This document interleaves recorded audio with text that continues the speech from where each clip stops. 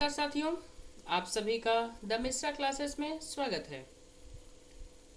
आज हम पढ़ने वाले हैं, इस चैप्टर का नाम है मानवीय करुणा की दिव्य चमक। जो झारखंड फील्ड वर्कर यानी कि झारखंड क्षेत्रीय कार्यकर्ता परीक्षा 2024 का फॉर्म भरे हैं और अपने पेपर 2 में, लैंग्वेज पेपर 2 में हिंदी रखे हैं, उनके लिए यह है। साथ ही साथ झारखंड पुलिस का या कांस्टेबल का, उत्पाद सिपाही का कोई फॉर्म भरे हैं और पेपर 2 में हिंदी रखे हैं, तो उनके लिए यह उपयोगी साबित होगा। तो आज हम लोग पढ़ने वाले हैं मानवीय करुणा की दिव्य चमक। तो चैप्टर को शुरू करने से पहले हम लोग लेखक परिचय देख लेते हैं जरा, इसके बाद हम लोग पढ़ेंगे। तो इस कहानी का लेखक जो है उनका नाम है सर्वेश्वर दयाल सक्सेना। इनके बारे में जरा जानकारी प्राप्त कर लेते हैं हम लोग। तो सर्वेश्वर दयाल सक्सेना का जन्म सन 1927 में जिला बस्ती, उत्तर प्रदेश में हुआ। उनकी उच्च शिक्षा इलाहाबाद विश्वविद्यालय से हुई। वे अध्यापक, आकाशवाणी में सहायक प्रोड्यूसर, दीनमान में उप संपादक और पराग के संपादक रहे। ठीक है, ये दीनमान और पराग जो है सो ये पत्रिका है। और सन 1983 में उनका आकस्मिक निधन हो गया। सर्वेश्वर बहुमुखी प्रतिभा के साहित्यकार थे। वे कवि, कहानीकार, उपन्यासकार, निबंधकार और नाटककार थे।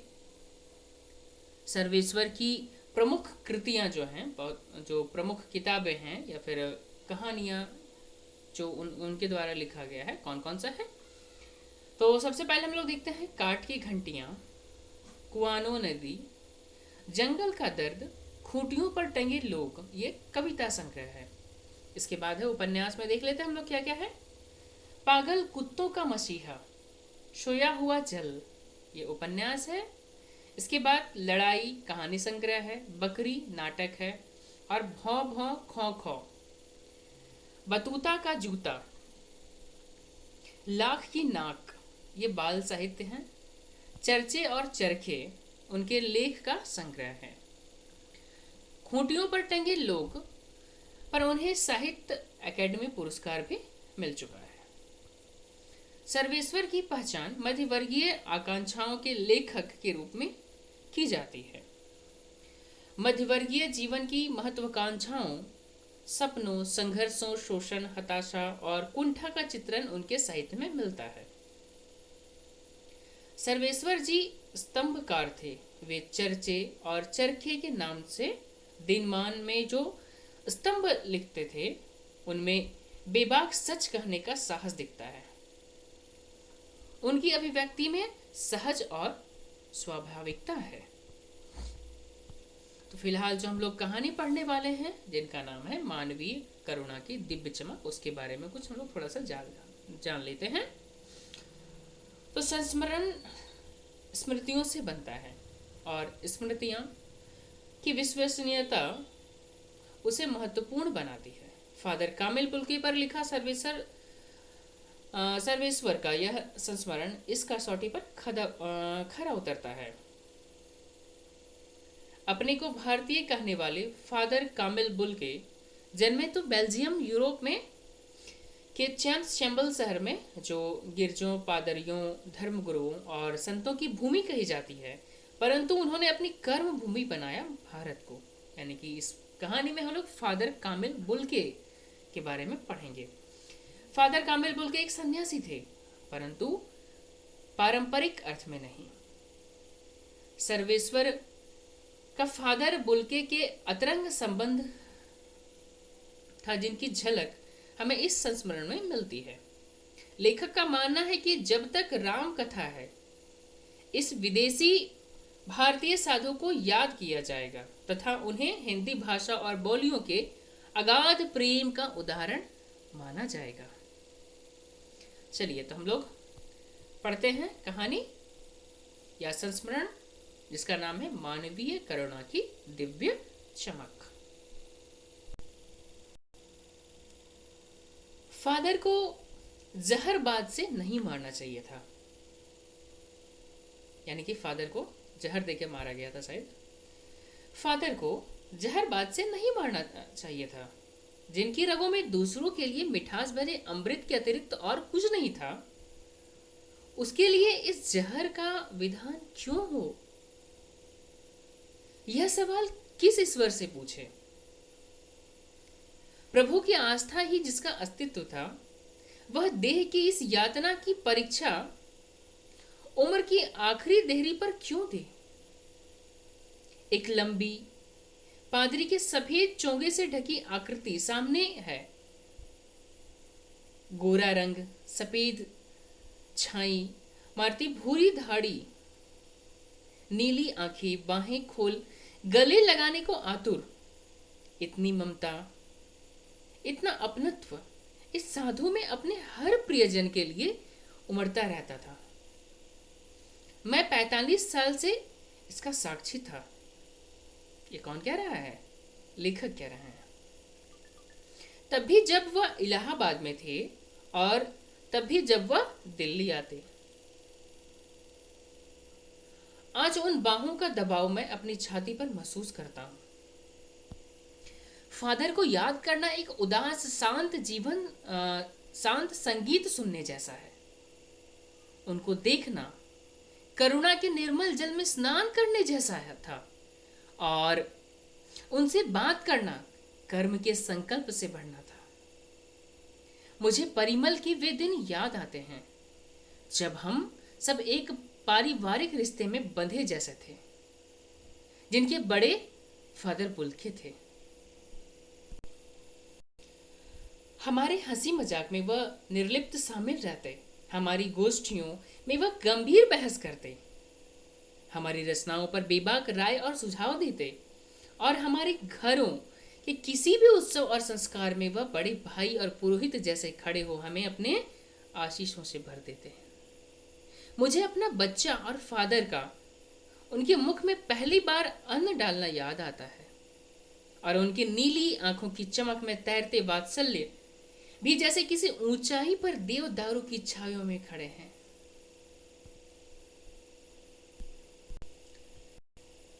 कहां से शुरू करें? इलाहाबाद की सड़कों पर फादर की साइकिल चलते दिख रही है। वह हमारे पास आकर रुकती है, मुस्कुराते हुए उतरते हैं। देखिए देखिए, मैंने उसे पढ़ लिया। और मैं कहता हूं, उनके क्रोध में कभी नहीं देखा, उनको क्रोध में कभी नहीं देखा, आवेश में देखा है और ममता में तथा प्यार में लबालब छलकता महसूस किया है। अक्सर उन्हें देखकर लगता है कि बेल्जियम में इंजीनियरिंग के अंतिम वर्षों में पहुंचकर उनके मन में सन्यासी बनने की इच्छा कैसे जाग गई, जबकि घर भरा पूरा था। 2 भाई, 1 बहन, माँ, पिता सभी थे।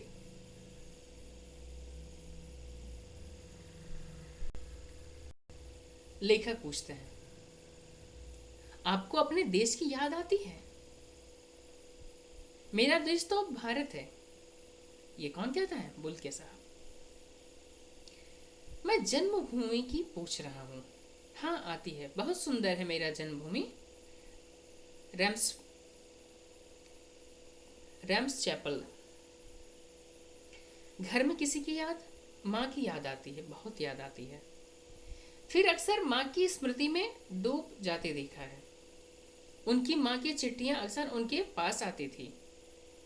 अपने अभिन्न मित्र डॉक्टर रघुवंश को वह चिट्ठियां दिखाते थे। पिता और भाइयों के लिए बहुत लगाव मन में नहीं था। पिता व्यवसायी थे, भाई वही पादरी हो गया। एक भाई काम करता है, उसका परिवार है। बहन सख्त और जिद्दी थी। बहुत देर से उसे शादी की। फादर को एकाध बार उसकी शादी की चिंता व्यक्त करते उन दिनों देखा था।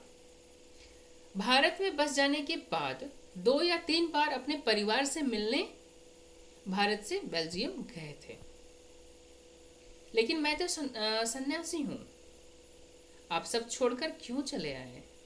प्रभु की इच्छा थी। वह बालकों की तरह सरलता से मुस्कुराकर कहते, माँ ने बचपन में ही घोषित कर दिया था कि लड़का हाथ से गया, और सचमुच इंजीनियरिंग के अंतिम वर्ष की पढ़ाई छोड़कर फादर बुल के सन्यासी होने जब धर्म गुरु के पास चले गए और कहा कि मैं सन्यास लेना चाहता हूं तथा शर्त रखी। क्या शर्त रखी? तो सन्यास लेते समय सन्यास चाहने वाला शर्त रख सकता है कि मैं भारत जाऊंगा। ठीक है, भारत जाने की बात क्यों उठी नहीं जानता, बस मन में यह था। उनकी शर्त मान ली गई और वह भारत आ गए। पहले जिसेट संघ में 2 साल पादरियों के बीच धर्माचार की पढ़ाई की, फिर 9-10 वर्ष दार्जिलिंग में पढ़ते रहे। कोलकाता से बीए किया और फिर इलाहाबाद में एमए।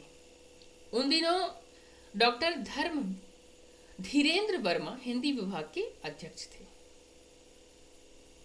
शोध प्रबंध प्रयाग विश्वविद्यालय के हिंदी विभाग में रहकर 1950 में पूरा किया। राम कथा, उत्पत्ति और विकास। उसके बाद परिमल में उनके अध्याय पढ़े गए। फादर ने मातरलिंग के प्रसिद्ध नाटक ब्लू बर्ड का रूपांतरण भी किया, नीली पक्षी के नाम से। बाद में वह सेंट जेवियर्स कॉलेज रांची में हिंदी तथा संस्कृत विभाग के विभागाध्यक्ष हो गए और यहीं उन्होंने अपना प्रसिद्ध अंग्रेजी हिंदी शब्दकोश तैयार किया और बाइबिल का अनुवाद भी, और वहीं बीमार पड़े, पटना आए, दिल्ली आए और चले गए। 47 वर्ष देश में रहकर और 73 वर्ष की जिंदगी जीकर फादर बुल के संकल्प से सन्यासी थे। कभी कभी लगता है कि वह मन से सन्यासी नहीं थे, रिश्ता बनाते थे तो तोड़ते नहीं। दसियों साल बाद मिलने के बाद भी उनकी गंध महसूस होती थी। जब वह दिल्ली आते जरूर मिलते, खोजकर समय निकालकर, गर्मी सर्दी बरसात झेलकर मिलते, चाहे 2 मिनट के लिए ही सही। यह कौन सन्यासी करता है? उसकी चिंता हिंदी को राष्ट्रभाषा के रूप में देखने की थी। हर मंच से इसकी तकलीफ बयां करते, इसके लिए अकाट्य तर्क देते। बस इसी एक सवाल पर उन्हें झुंझलाते देखा है और हिंदी वालों द्वारा हिंदी ही की उपेक्षा पर दुख करते उन्हें पाया है। घर परिवार के बारे में, निजी दुख तकलीफ के बारे में पूछना उनका स्वभाव था और बड़े से बड़े दुख में उनके मुख से सांत्वना के जादू भरे 2 शब्द सुनना एक रोशनी से भर देता था जो किसी गहरी तपस्या से जन्मती है। हर मौत दिखती है जीवन की नई राह। मुझे अपनी पत्नी और पुत्र की मृत्यु याद आ रही है और फादर के शब्दों में झिरती विरल शांति भी। आज वह नहीं है, दिल्ली में बीमार रहे और पता नहीं चले गए। बाहें खोलकर इस बार ताबूत में जिस्म पर पड़ी थी जो शांति बरसाती थी। वह चेहरे पर थिर थी, तरलता जम गई थी। वह 18 अगस्त 1982 की सुबह 10 बजे का समय था। दिल्ली में कश्मीरी गेट के निकलसन कब्रगाह में उनका ताबूत एक छोटी सी नीली गाड़ी से उतारा गया। कुछ पादरी, रघुवंश जी का बेटा और उनके परिजन राजेश्वर सिंह उसे उतार रहे थे। फिर उसे उठाकर एक लंबी सकरी उदास पेड़ की घनी छाह वाली सड़क से कब्रगाह की आखिरी छोर तक ले जाया गया, जहां धरती की गोद में सुलाने के लिए कब्र अवाक मुंह खोले लेटी थी। ऊपर करीले की घनी छां थी और चारों ओर कब्रें और तेज धूप के वृत्त थे। जैलेंद्र कुमार, विजेंद्र स्नातक, अजीत कुमार, डॉक्टर निर्मला जैन और मसीही समुदाय के लोग, पादरीगण उनके बीच में गैरिक वसन बने इलाहाबाद के प्रसिद्ध विज्ञान शिक्षक डॉक्टर सत्य प्रकाश और डॉक्टर रघुवंश भी, जो अकेले उस सक्रिय सड़क की ठंडी उदासी में बहुत पहले से खामोश दुख की किन्हीं अपरिचित आहटों से दबे हुए थे, सिमट आए थे कब्रों के चारों तरफ। फादर की देह पहले कब्र के ऊपर लिटाई गई। मसीही विधि से अंतिम संस्कार शुरू हुआ, रांची के फादर पास्कल तोयना के द्वारा। उन्होंने हिंदी की मसीही विधि से प्रार्थना की, फिर सेंट जेवियर्स के रेक्टर फादर पास्कल ने उनके जीवन और कर्म पर श्रद्धांजलि अर्पित करते हुए कहा, फादर कामिल बुल्की धरती में जा रहे हैं। इस धरती से ऐसे रत्न और पैदा हो। सत्य प्रकाश ने भी अपनी श्रद्धांजलि में उनको अनुकरणीय जीवन को नमन किया। फिर देह कब्र में उतार दी गई। मैं नहीं जानता इस सन्यासी ने कभी सोचा था या नहीं कि उसकी मृत्यु पर कोई रोएगा, लेकिन उस क्षण रोने वालों की कमी नहीं थी। नम आंखें को गिनना स्याही फैलाना है। इस तरह हमारे बीच वह चला गया जो हमसे सबसे अधिक छायादार, फल फूल, गंध से भरा और सबसे अलग, सबका होकर सबसे ऊंचाई पर मानवीय करुणा के दिव्य चमक में लहलहाता खड़ा था, जिसकी स्मृति हम सबके मन में, जो उनके निकट थे, किसी यज्ञ की पवित्र आग की आंच की तरह आजीवन बनी रहेगी। मैं उस पवित्र ज्योति को याद में श्रद्धांवित हूँ। ये था कहानी। उम्मीद है कि आप लोगों को कहानी समझ में जरूर आया होगा। यदि कहीं प्रॉब्लम होगा तो आप लोग कमेंट करके पूछ सकते हैं, उसका तत्काल समाधान कर दिया जाएगा। और आप सभी विद्यार्थियों से मेरा अनुरोध है कि यदि चैनल पे नए हैं तो चैनल को सब्सक्राइब जरूर करें, ताकि चैनल पे जितने भी वीडियोस आएँ उसका नोटिफिकेशन आप लोगों तक पहुंच पाए। साथ ही साथ आप वैसे विद्यार्थी को जानते हैं जो इस टाइप का कोई तैयारी कर रहा है तो उन तक शेयर भी ज़रूर करें, ताकि वो फ़ायदा उनको भी पहुंचे। और इस क्लास का PDF यदि आपको चाहिए तो आप टेलीग्राम चैनल से डाउनलोड कर सकते हैं, जिसका लिंक आपको डिस्क्रिप्शन बॉक्स में मिल जाएगा। तब तक के लिए अपना ख्याल रखें। धन्यवाद।